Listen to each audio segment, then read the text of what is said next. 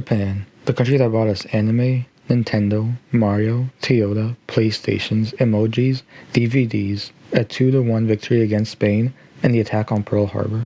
In 1942, the Japanese Empire stretched all throughout East Asia into the Central Pacific. This leads into the question why Japan went through such an expansion in the first place. Like most things in history, our first attribution can be geography. As an island country, Japan has been separated from the rest of Asia and as a result maintained a distinct cultural identity different from other East Asian countries.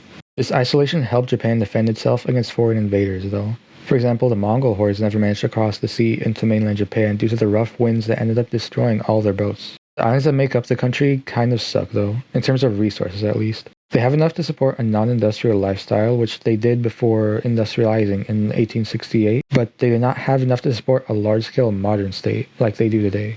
This was part of the reason the country decided to invade other areas, including Taiwan in 1895, Korea in 1905, and Manchuria in 1931, as well as other smaller colonies taken from Germany in the Pacific during World War I.